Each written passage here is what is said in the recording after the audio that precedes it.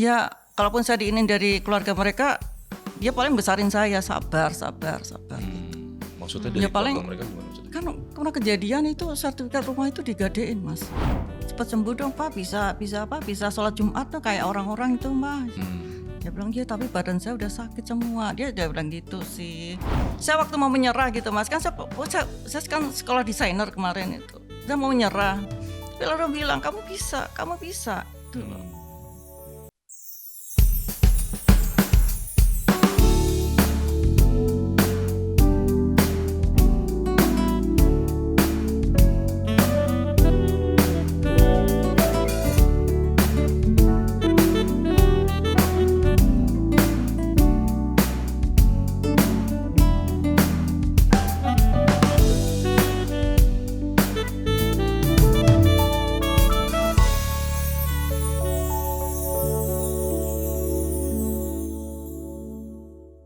Assalamualaikum warahmatullahi wabarakatuh. Jumpa lagi di podcast Cinta Is Love bersama saya Ferry Purwo dan Mon Amor. hari ini kita mau membahas tentang hal yang sebetulnya bisa juga sharing lah buat teman-teman yang mungkin mengalami satu situasi yang sama. Kali ini saya bersama Mbak Yeni. Apa kabar Mbak Yeni? Alhamdulillah, baik Mas Ferry. Baik ya. Alhamdulillah. Ini kayaknya agak tegang dikit nih kayaknya. Udah mau Relax deh, nangis. relax. Udah mau nangis. Mbak Yeni sekarang kesibukan apa nih? Ini ya Mas, bikin kerajinan ekoprint Mas. Ekoprint apa Ekoprint ya? itu yang dari batik itu Mas, batik dari daun-daunan. Oh baru tahu saya ini. Ekoprint. Jadi dari daun-daunan. Iya, daun-daunan gitu. Jadi itu kayak semacam home industry atau gimana itu ya? Home industry. Lumayan lah Mas untuk membunuh. Iya. Itu udah berapa lama? Udah dari 2018 sebenarnya Mas. Tapi sejak almarhum sakit, saya vakum semua. Oh, jadi 2018 mulai. Begitu ini Oke. langsung Jadi itu. almarhum sakit tahun berapa ya? 2018. Oh 2018 itu. Jadi baru mulai terus sakit. Oh oke. Jadi mungkin buat yang nonton mungkin agak bingung ya. Cuman saya kasih tahu bahwa dulu itu almarhum suaminya Mbak Yeni ini adalah sahabat saya. Jadi namanya Mas Agung. Nah itu cuman ada cerita-cerita yang menurut saya bisa jadi sharing lah buat kita untuk nantinya Mbak Yeni biar cerita nih sedikit nih.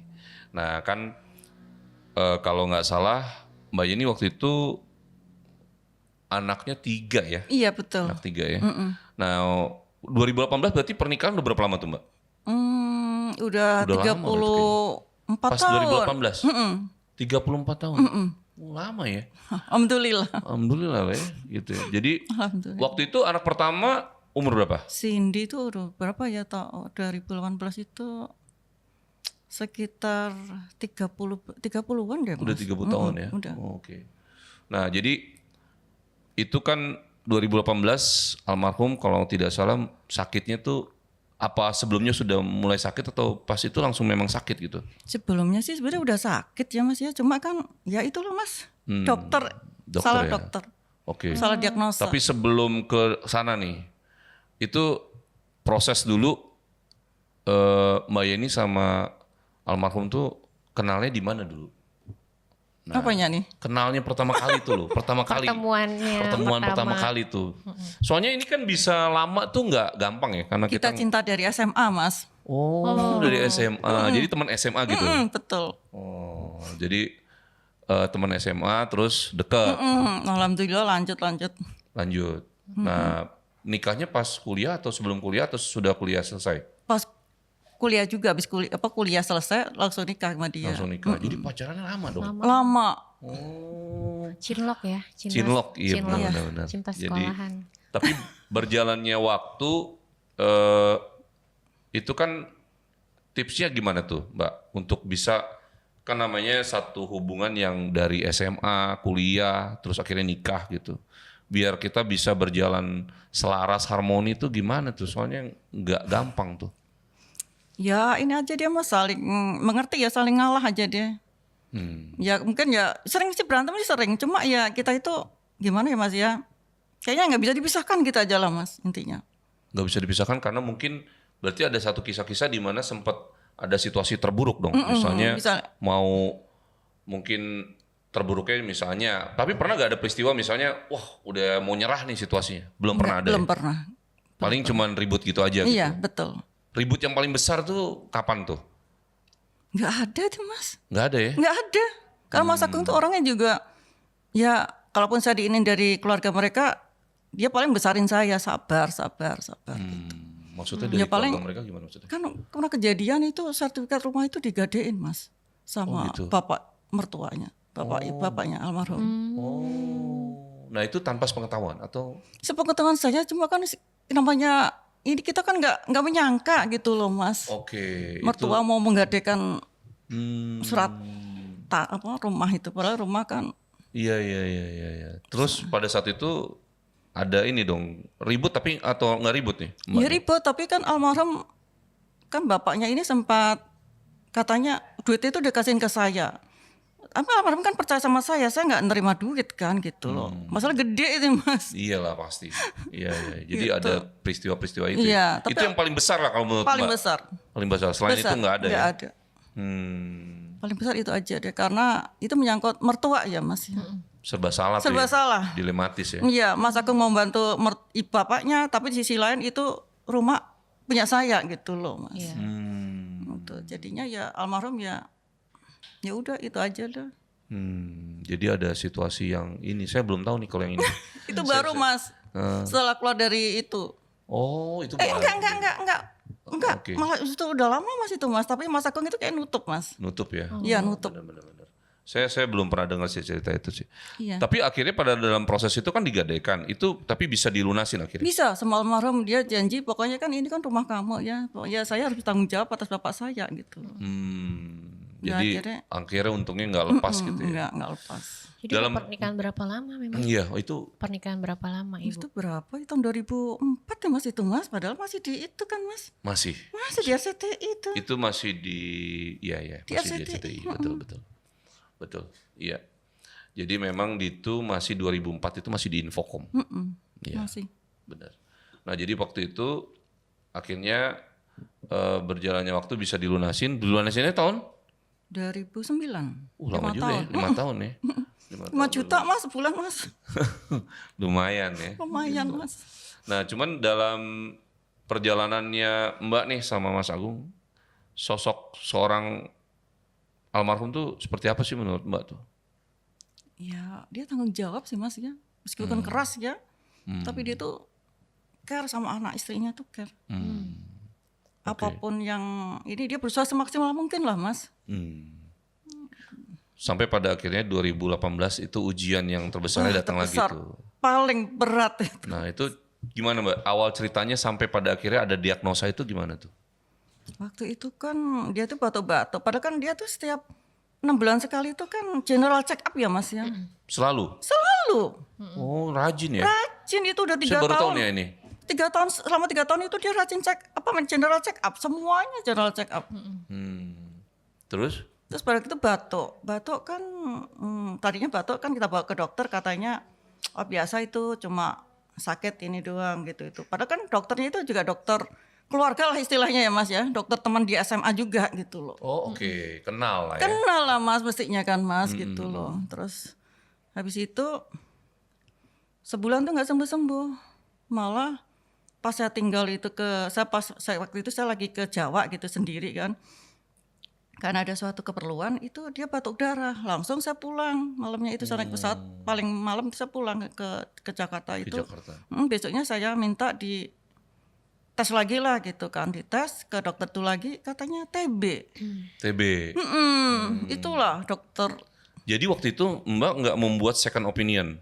Jadi di dokter yang sama berarti? Betul itulah karena kan general check up selama ini kan di dia situ. gitu loh. Oke. Oh, di dokter Jadi yang percaya sama. aja lah ya. Iya dokter keluarga kan Iya, gitu iya, loh iya. Mas. Terus? Terus 3 bulan itu nggak sembuh Mas, malah semakin parah itu. Darah itu keluar. Dari batuk itu. Mm-mm. Terus? Ya itu terus saya curiga kan ini bukan TB ini. Kalau TB itu berarti kan kita ada yang kena, satu rumah itu ada yang kena. Karena nular ya. Iya kan. Iya benar-benar. Saya kan udah curiga kan ini bukan TB. Saya bilang kan saya udah bilang Mas Iya, Ferry iya, ya kalau iya, saya punya sesuatu itu ya. Iya. Itu bukan TB. Saya bilang gitu. Saya yang maksa kan. Akhirnya dokter itu ya dia mulailah dia cari-cari kenapa ini gitu. Oke.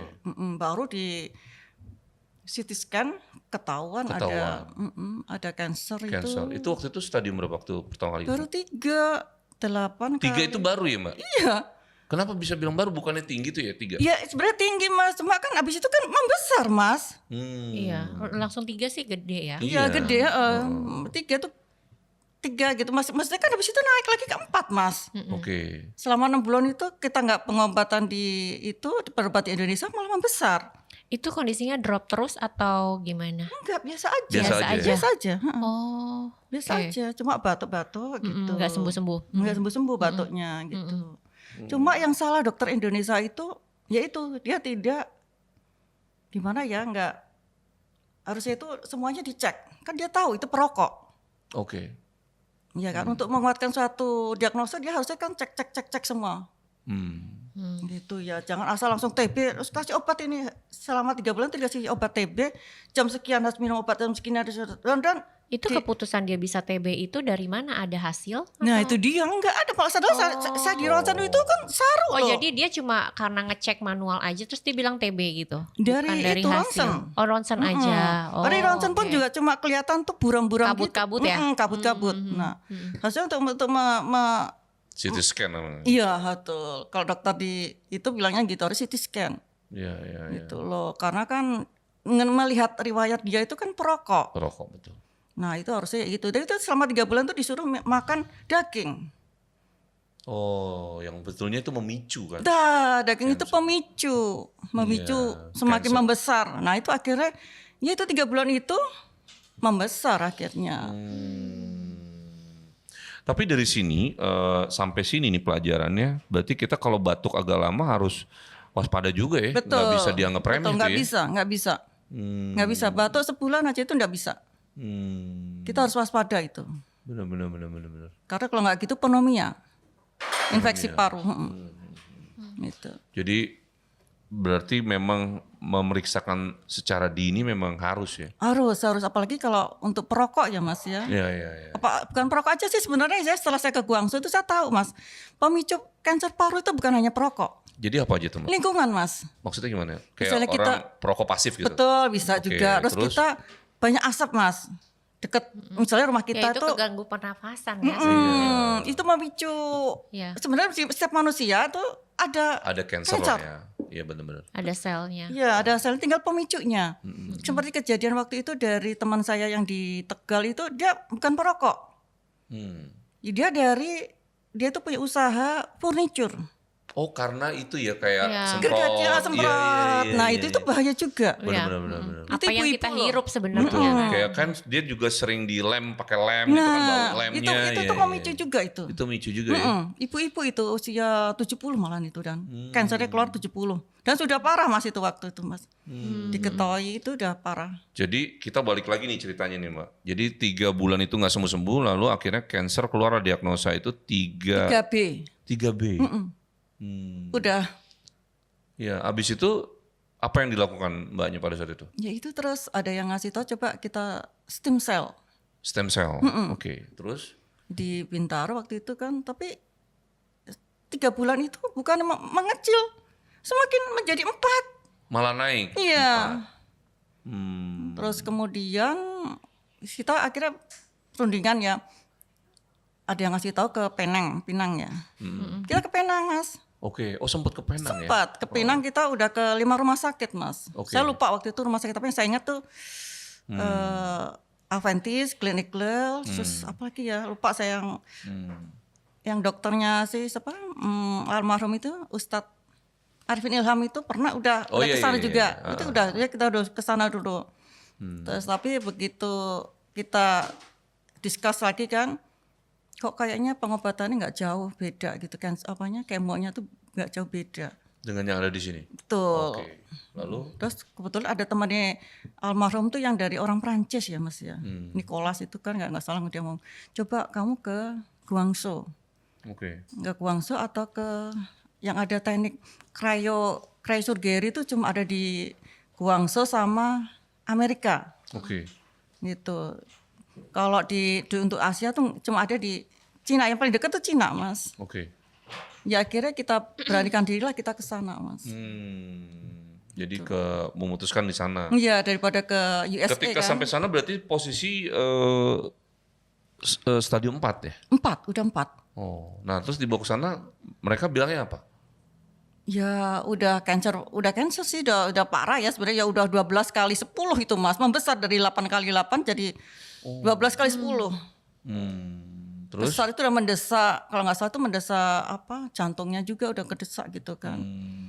Terus ada indikasi metas di apa ya waktu itu ya di limpa waktu itu, metas di limpa. Jadi kayak nyebar gitu ya? Baru metas 1 itu Mas, metasnya baru 1 itu di limpa. Terus dilakukan pengobatan tuh? Iya betul. Nah berarti waktu itu sempat standby di sana dong berapa lama Betul. tuh? Pertama kali kita ke Guangzhou itu 1 bulan Mas. 1 bulan? 1 bulan? Iya 1 bulan. Tapi untuk kondisinya stabil gitu stabil nggak? bagus. Karena di Guangzhou itu kayak kita tuh nggak sakit ya Mas. Jalan gitu itu kan. Jadi tuh kayaknya rumah sakit itu dibikin kita itu nggak berasa horor di gitu ya? nggak horor. Nggak jadi serem nakutin Jadi gitu ya? kalau kita udah bete gitu suruh ke itu Mas, ke mana, ke lantai 3 itu ada taman ya untuk itu. Dibikin rileks.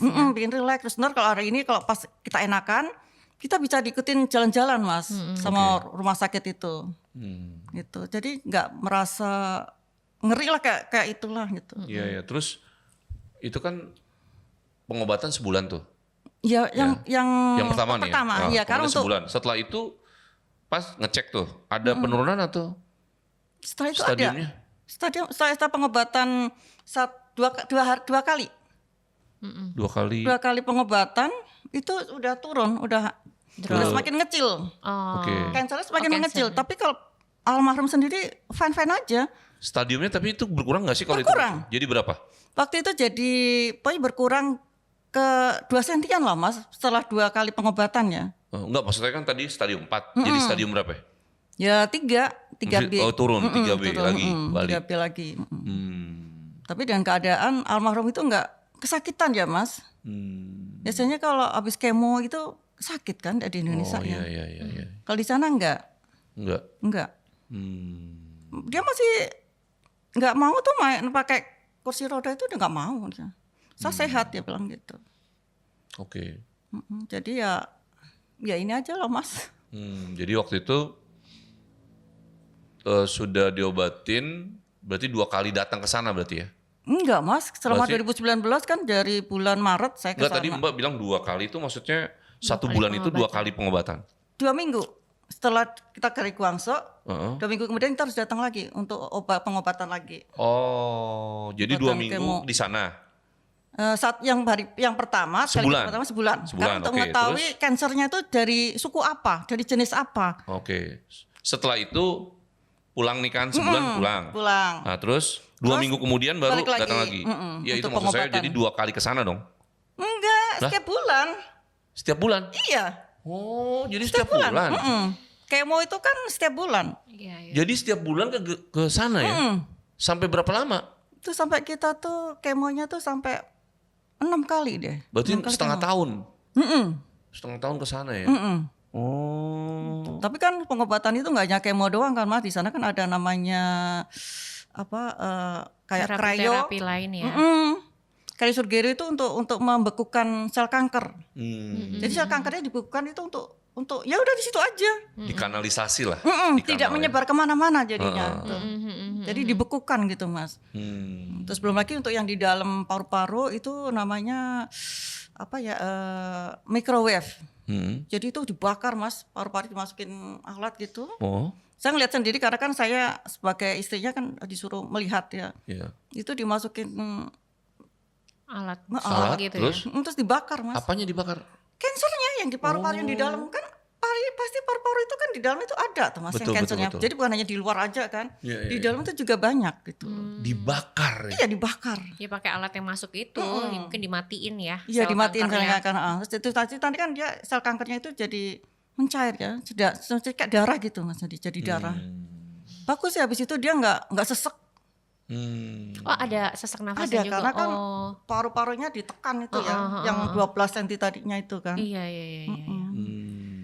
Tapi sejak di di microwave itu nggak sesek. Jadi pengobatan 6 bulan. Setelah itu baru nemu itu kali apa? COVID atau belum? Belum. Jadi 6 bulan. 2019 pokoknya sampai 10 kali lah kita mas bolak-balik Guangzhou Jakarta. Karena kan tidak hanya kemo doang ya. Iya. Pengobatan di sana cuma ada kemo. Waktu itu kan tes smart kontrol pertama setelah dinyatakan hancur itu kita udah kontrol mas. Kontrol pertama itu ya. Iya. Gitu. Jadi udah hancur terus balik lagi. Nah, yang menjadi kendala akhirnya tibalah masa di mana COVID ya. COVID betul. Berarti itu 2019 masuk ke 2020. 20. Nah, itu kita ngalamin kendala karena COVID itu. Jadi nggak bisa ke sana. Itu tepatnya harusnya ke sana lagi bulan apa terus nggak bisa kapan tuh? Itu harusnya kan bulan Februari itu kita udah pesan tiket itu. Visa udah beres ya. Terus harusnya kan di tanggal 6 Februari dia tuh harusnya balik. Oke. Tapi kan ternyata yang di Guangzhou sendiri pun diusir, disuruh pulang semua kan. Gitu. Jadi tadinya saya udah bilang sama almarhum kita nekat aja, kita tinggal di Guangzhou aja selama COVID. Gitu. Tapi almarhum kan tidak mau. Nggak mau ya? Ya karena kan dia terlalu cinta Indonesia. Oh, terlalu cinta Indonesia ya. Iya. Dia tidak bisa. Jadi balik tuh.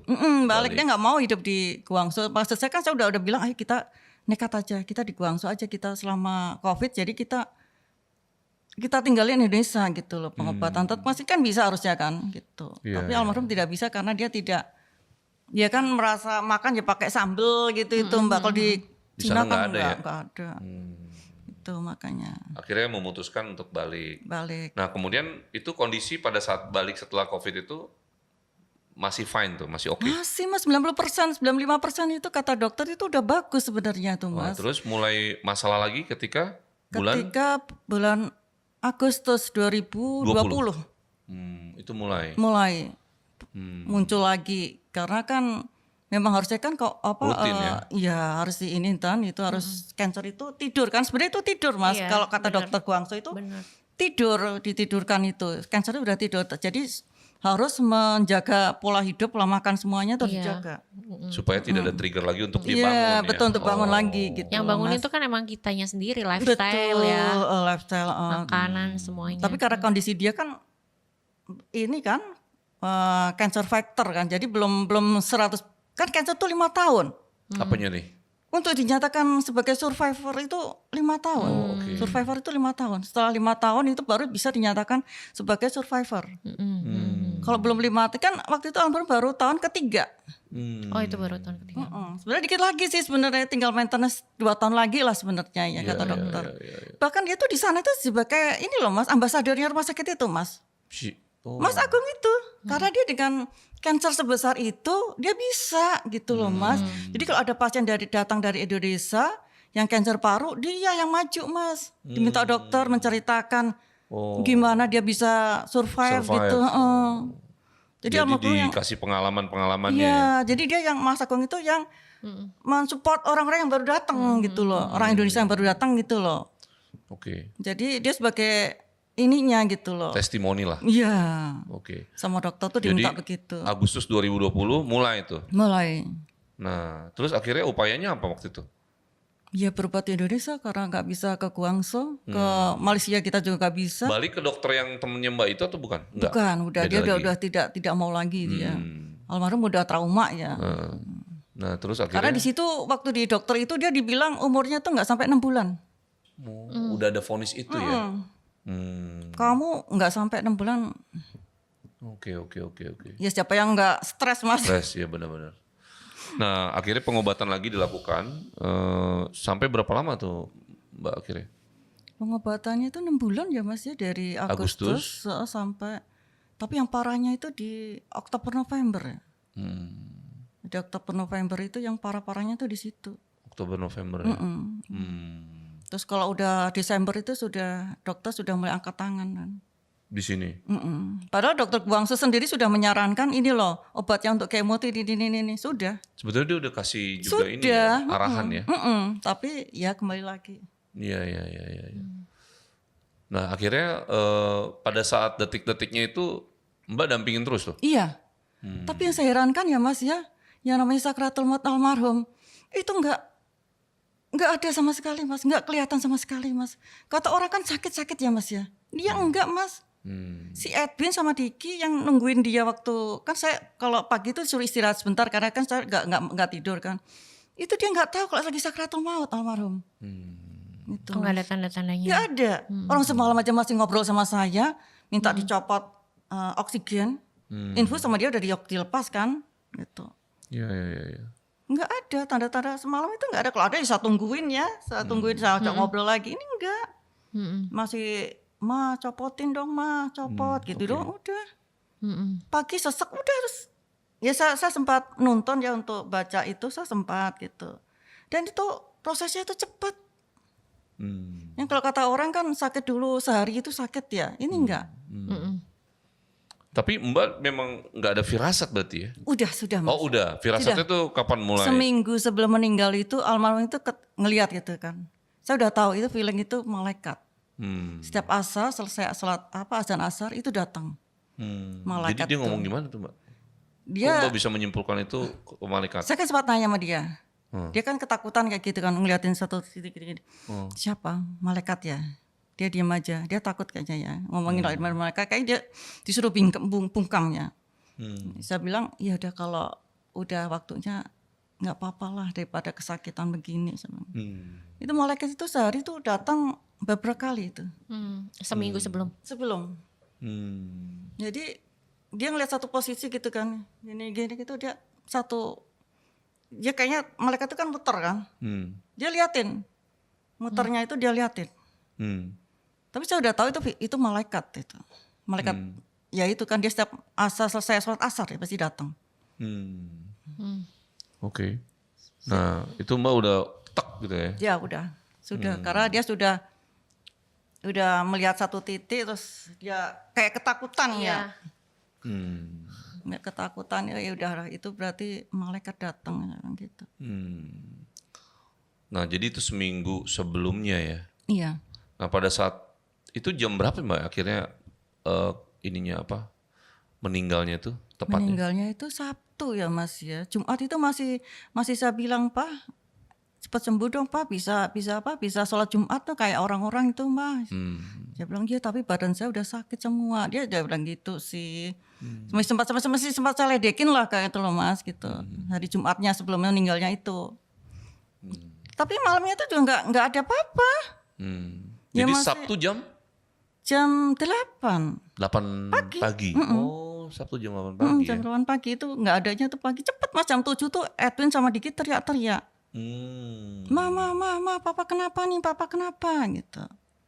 Kenapa tuh maksudnya ada sesak nafas gitu. sesak nafas. Ternyata itu ya sakratul mautnya itu. Ya? Oke. Itu jam 8 pagi ya. Itu jam 7 Mas. Jam 7. Itu udah sesak nafas gitu. Tapi kan karena kita juga waktu itu masih Covid tinggi-tingginya ya Mas ya. Iya 2020 sih masih tinggi. 21. Itu 2021 Januari ya? 21. Oh iya Januari ya. Iya, itu kan yang susternya Delta kita. tuh udah mulai masuk Delta ya. Iya. Susternya aja tuh kena Covid juga sebelumnya itu. Gitu. Tapi kan saya pakai pakai oximeter itu karena kan kita mau buru-buru gimana gitu pasti ada detaknya masih ada. Jadi waktu itu di rumah sakit ya, Mbak? Apa di rumah? Sih di rumah. Oh, yang pas saat kejadian ini di rumah. Di rumah karena kan rumah sakit sudah menyerah kan dokter rumah sakit. Di rumah itu berarti rawat jalan gitu ya? Iya, karena kan dokter udah bilang ini mau dimasukin ke ICU atau tidak. Kalau di ICU kan dimasukin ke ventilator ya. Iya benar. Ventilator dan kita itu tidak bisa ngapa-ngapain kalau dimasukin ke ICU. Nggak bisa ketemu. Saya tanya ke dokternya, kalau pakai ventilator suami saya sembuh nggak? Tidak. Udah buat apa saya memperpanjang? Iya dan mahal juga kan itu alat itu. 5 juta waktu saya tanya kan satu hari kan. Dan buat apa saya memperpanjang dia kesakitan? Iya sih. Kalau untuk sakit terus-terusan buat apa? Kasihan lagi dia kan. Dia udah kesakitan kayak gitu, tambah diperpanjang kan kasihan gitu. Akhirnya saya memutuskan tidak mau saya. Jadi memutuskan di rumah itu almarhum atau dari ibu? Dari saya karena kan untuk di rumah rumah. sakit sudah angkat tangan. Hmm. Rumah sakit udah angkat tangan, jadi ya udahlah, saya gimana lagi? Karena kan itu udah bolak-balik rumah sakit, Pak. Sudah kadang itu baru sembuh, masuk lagi dia kejang-kejang masuk lagi, malam masuk lagi gitu. Ternyata kan ada ke otak kan, Mas. Metas ke menjalar otak. ya. Gitu. Nah, pas hari itu berarti jam 8, nah itu gimana tuh Mbak? Kan ini nggak gampang ya buat Mbak nih nerimanya nih situasi. Pada saat itu gimana tuh situasi? Bingung juga ya Mas ya. Itu sebenarnya saya juga takut Mas. Saya tuh dihadapkan sama takut, semua campur satu lah. Takut kita belum bisa menerima gitu Mas. Terus sedangkan almarhum itu kan saya udah ngeliat itu dia nggak akan kuat. Tapi kan saya harus kuat Mas untuk membimbing dia kan. Iya. Anak-anak saya kan udah ketakutan semua, udah nangis-nangis semua kan, saya nggak mungkin, saya juga mundur juga kan. Iya. Saya beranikan diri untuk membimbing dia baca satu la ilaha illallah Rasulullah itu. Ya meski berat Mas. Iya. Nah berjalannya waktu kan saya ngelihat nih beberapa kali ya, Mbak tuh seperti masih merasakan bahwa almarhum tuh masih seperti kayak deket gitu. Betul. Nah itu gimana tuh Mbak situasi yang Mbak rasain tuh sebetulnya? Sebenarnya itu ya Mas ya, banyak kejadian-kejadian itu yang di luar nalar gitu lah Mas pokoknya. Kayak waktu itu si Edwin sama saya kan lagi nyari kunci. Kemana kuncinya ya? Tadi di sini si Edwin bilang gitu. 1 jam Mas kita nyari kunci rumah Mas, gak ketemu Mas.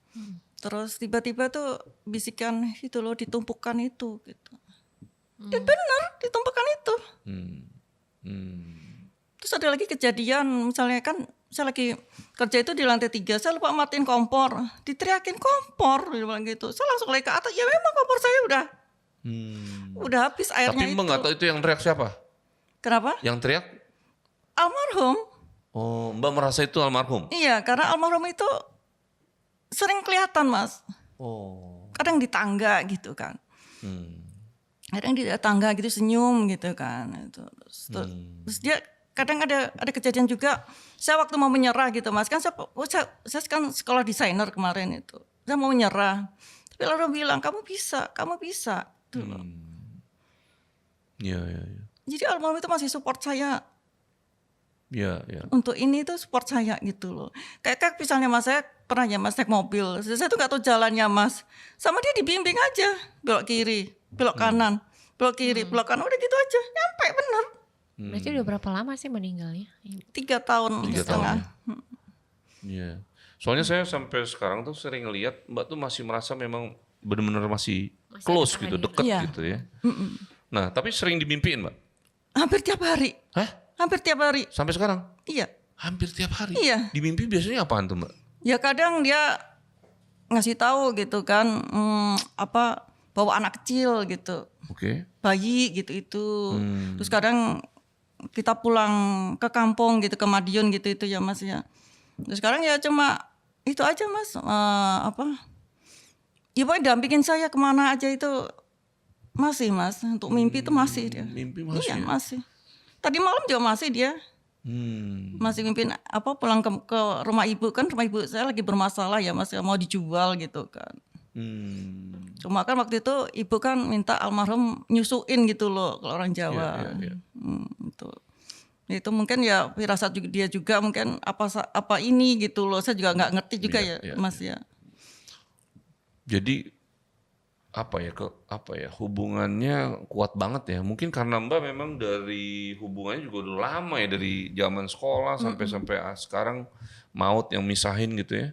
Iya. Nah itu tapi yang menarik adalah jujur saya baru dapet itu loh, mimpiin hampir tiap hari itu nggak pernah, jarang terjadi tuh mimpiin tiap hari tuh. Iya. Itu kalau kayak gitu Mbak malah bukan sedih atau gimana ya? Kan kadang kalau inget lagi sesuatu yang kita pernah dekat gitu, itu kan bukan sementara dia yang udah nggak ada gitu. Apa nggak bisa bikin sedih terus ya, Mbak? Iya itu dia. Nah, Tapi ya. saya enggak Mas, saya merasa dia masih mensupport saya. Kan selama ini dia bilang kan saya sering bilang nggak kuat toh. Saya lemah gitu kan, dibilang dia kan nggak bisa menerima kenyataan. Mungkin dia support saya itu aja Mas. Iya. Itu aja. Jadi ya mungkin dia menguatkan saya ya. Kalau nggak ada dia pun dia masih support lah. Masih membimbing saya gitu sama anak-anak. Tapi yang lucunya tuh hanya saya. Ya yang lainnya tuh enggak. Kalau Edwin hanya sesekali doang didatangin lewat mimpi. Tapi kalau yang hampir tiap hari itu saya. Gitu. Ya. Tapi ada gak sebelum meninggal pesan gitu yang secara tersirat mungkin Mbak akhirnya muncul kesadaran bahwa oh kayaknya itu pesannya nih gitu sebelum meninggal gitu? Enggak ada Mas. Enggak ada ya? Enggak ada karena kan almarhum itu enggak ini sama sekali ya. Enggak sempat begitu loh Mas. Dan kita tuh nggak nyangka gitu aja Mas, nggak menyangka dia terus ya inilah apa yang akan meninggal cepat itu dia nggak menyangka aja lah Mas. Iya. Jadi memang tidak ada pesan lah ya. Nggak ada khusus Mas. ya. Cuma kalau kayak Edwin itu Mas kan setiap kita pergi tuh diajar dengan teori-teori bisnis tuh begini itu Edwin tuh diajarin terus Mas. Digembleng lah sama dia itu kalau misalnya pergi kemana ke puncak gitu. Terus dikasih tahu ini bisnis tuh gini itu Edwin itu Mas. Iya. Yang paling terpukul kalau anak siapa Mbak? Edwin ya? Iya. Karena Edwin kan yang bungsu ya Mas. Iya. Dan dia yang paling dekat sama papahnya. Waktu ke Guangzhou yang pertama kali pun Edwin kan yang dampingin papahnya. Iya sih ya. Edwin. Jadi lumayan ini ya. Iya. Hubungannya kuat ya. Kuat, kalau sama Edwin kuat. Kan mereka suka papahnya tuh naik ke atas ke kamar Edwin suka ngobrol gitu kan gitu. Jadi ya dia yang paling berasa kehilangan ya dia juga. Makanya kan saya pernah mau bunuh diri Mas setelah meninggal. Hah? Pernah sempat itu kejadian tahun? Ya setelah meninggal berapa hari itu saya mau bunuh diri Mas karena ternyata berat Mas. Tidak semudah Nerimanya nerima, saya nggak bisa tidur Mas itu Mas. Sampai seminggu saya nggak tidur, sama sekali nggak tidur. Jadi kayak mayat hidup aja bangun terus gitu. Memang seperti ada bisikan mau ngebunuh diri atau gimana tuh Mbak? Kalau Enggak, peristiwa karena jadi? ternyata berat banget Mas. Oke. Berat. Oke, jadi Tapi itu tuh saya dibisikin kalau kamu bunuh diri kamu gak akan nyusul saya. Tidak akan satu alam sama saya katanya gitu. oh ada pernyataan kayak gitu ya? Dia bilang gak usah percuma, kamu Allah bikin dosa kata dia. Karena alamnya beda kan, kamu bunuh diri itu beda alam. Ya akhirnya di situ terus Edwin juga ngomong bangkit mah, akhirnya saya bangkit.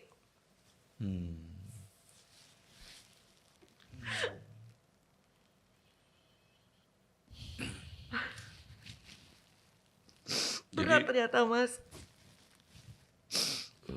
Jadi waktu itu pada saat mau bunuh diri itu tersadarnya pas ada ucapan almarhum itu. Iya. Dan Dan mau Edwin melakukan apa pada saat itu? minum Oh gitu. cairan pembersih lantai Mas. Dan ya berat Mas, karena kan selama ini kan almarhum ya Mas ya, dia tidak pernah menduakan saya kan Mas. Ya. Bagi dia kan gak ada lagi wanita lain tuh gak ada Mas kan. Itu Mas yang saya ini sebenarnya kan dia bisa aja Mas menyimpan itu tuh bisa aja dia dengan keadaan sekarang itu yang itu tuh dia bisa Mas. Tapi kan dia enggak Mas. Bagi dia ya saya satu-satunya gitu Mas dari nol gitu katanya. Itu saya dengar dari teman-temannya itu, makanya saya langsung drop itu di situ Mas. Ya. Jadi sulit ya untuk kadang menerimanya itu sulit tuh. Sulit Mas. Nah dari perjalanan yang begitu sangat menyentuh kayak gini nih Mbak, akhirnya Mbak menilai cinta itu menurut Mbak jadi gimana tuh Mbak? Cinta tuh apa menurut Mbak? Cinta itu ya ini ya Mas ya. Kayak ya kita ada sampai selamanya lah Mas, kayak namanya cinta abadi ya Mas ya. Selamanya pasti akan mendampingin. Ya. Nggak akan bisa mati gitu loh, namanya cinta abadi itu. Nggak tergantikan gitu ya. Nggak akan, meskipun beda alam gitu ya Mas, itu nggak akan Mas. Ya. Jadi ya dia masih mensupport saya, masih mendampingin saya, masih menjaga saya.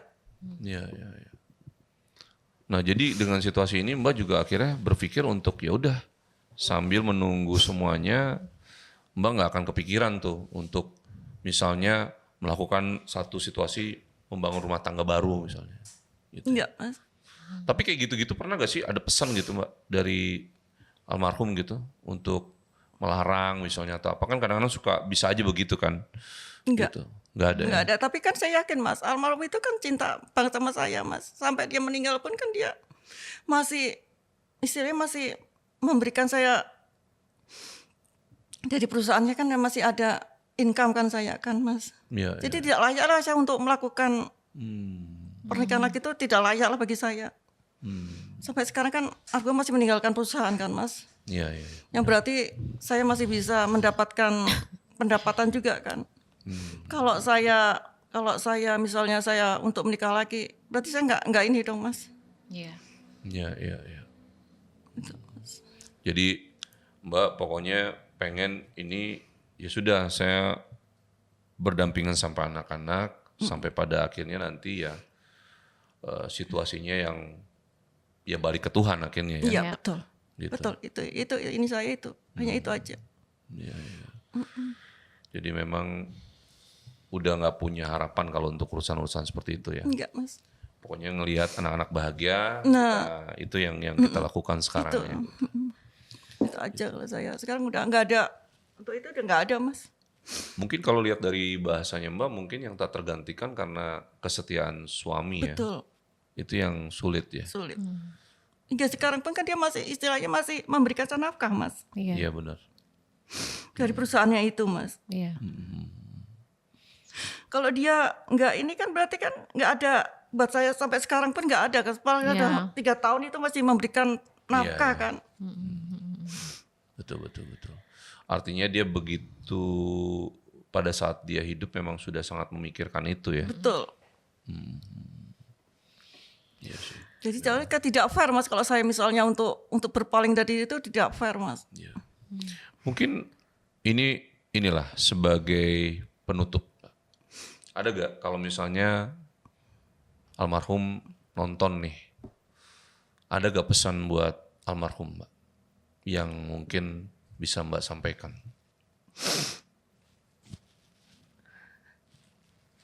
Ya, kita fine-fine aja Pak. Pokoknya tunggu kita nanti di sana Pak. Hanya itu aja Mas. Karena saya tahu dia hanya menunggu saya juga. Ya. Oke. Saya pengen ini kalau kita tuh fine-fine aja. Terus peninggal dia kan dia suka bilang, nanti kalau dia sempat berujar sih Mas. Pokoknya nanti kalau saya nggak ada, kalian yang akur ya, dia bilang gitu. Ya. Itu semacam pesan lah ya. Iya. Oke Mbak Yeni, terima kasih waktunya. Paling enggak kita bisa beberapa hal sih yang bisa disimpulkan di sini. Pertama, bicara tentang soal kesetiaan, bahwa ternyata sekarang memang ada situasi hubungan yang setia itu memang seperti ini harusnya ya, terjalin dan mungkin maut saja yang hanya memisahkan. Nggak harus ada fisiknya gitu ya. Betul. Jadi dia tetap hidup walaupun sudah berbeda alam. Oke teman-teman, terima kasih sudah nonton podcast kita Cinta is Love, dan jangan lupa untuk di share, komen, dan subscribe ya. Wassalamualaikum warahmatullahi wabarakatuh. Waalaikumsalam.